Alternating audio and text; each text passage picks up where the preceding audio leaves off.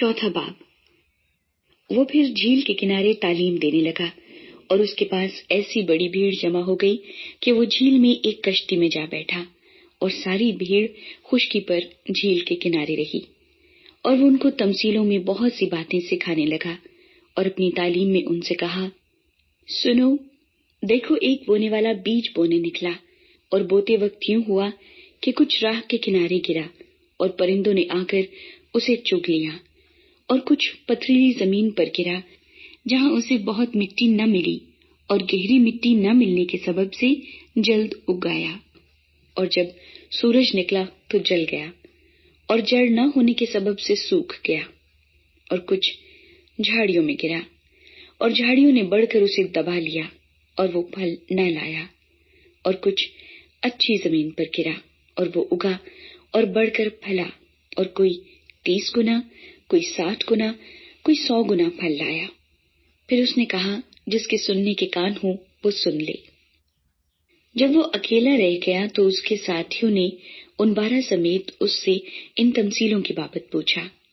اس نے ان سے کہا کہ تم کو خدا کی بادشاہی کا بھید دیا گیا ہے، مگر ان کے لیے جو باہر ہیں سب باتیں تمثیلوں میں ہوتی ہیں، تاکہ وہ دیکھتے ہوئے دیکھیں اور معلوم نہ کریں، اور سنتے ہوئے سنیں اور نہ سمجھیں، ایسا نہ ہو کہ وہ رجوع لائیں اور معافی پائیں۔ پھر اس نے ان سے کہا، کیا تم یہ تمثیل نہیں سمجھے؟ پھر سب تمثیلوں کو کیوں کر سمجھو گے؟ بونے والا کلام بوتا ہے۔ جو راہ کے کنارے ہیں جہاں کلام بویا جاتا ہے، یہ وہ ہیں کہ جب انہوں نے سنا تو شیطان فی الفور آ کر اس کلام کو جو ان میں بویا گیا تھا اٹھا لے جاتا ہے۔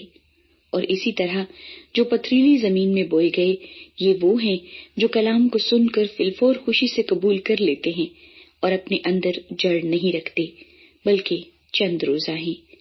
پھر جب کلام کے سبب سے مصیبت یا ظلم برپا ہوتا ہے تو فی الفور ٹھوکر کھاتے ہیں۔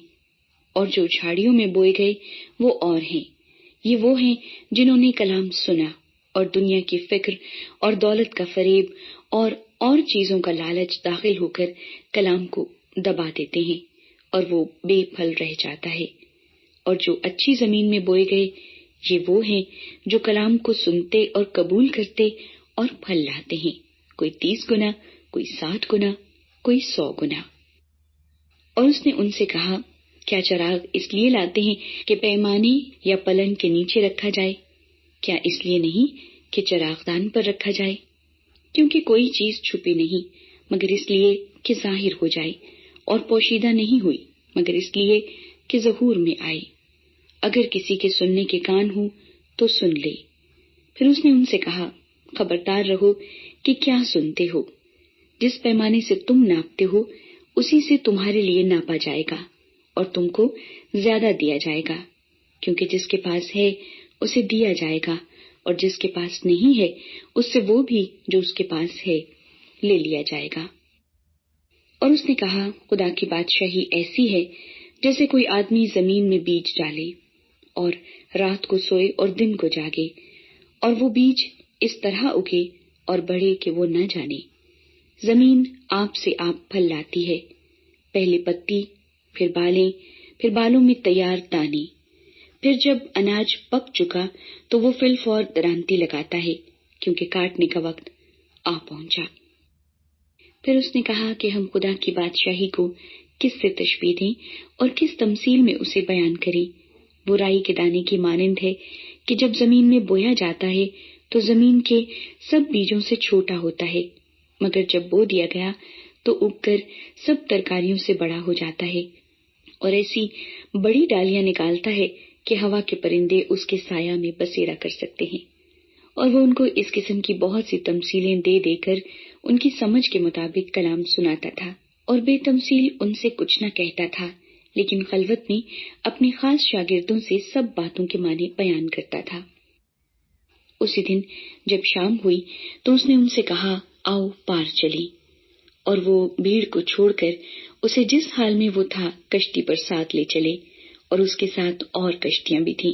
تب بڑی آندھی چلی اور لہریں کشتی پر یہاں تک آئیں کہ کشتی پانی سے بھری جاتی تھی، اور وہ خود پیچھے کی طرف گدی پر سو رہا تھا۔ بس انہوں نے اسے جگا کر کہا، اے استاد، کیا تجھے فکر نہیں کہ ہم ہلاک ہوئے جاتے ہیں؟ اس نے اٹھ کر ہوا کو ڈانٹا اور پانی سے کہا، ساکت ہو، تھم جا۔ بس ہوا بند ہو گئی اور بڑا امن ہو گیا۔ پھر ان سے کہا، تم کیوں ڈرتے ہو؟ اب تک ایمان نہیں رکھتے؟ اور وہ نہایت ڈر گئے اور آپس میں کہنے لگے، یہ کون ہے کہ ہوا اور پانی بھی اس کا حکم مانتے ہیں؟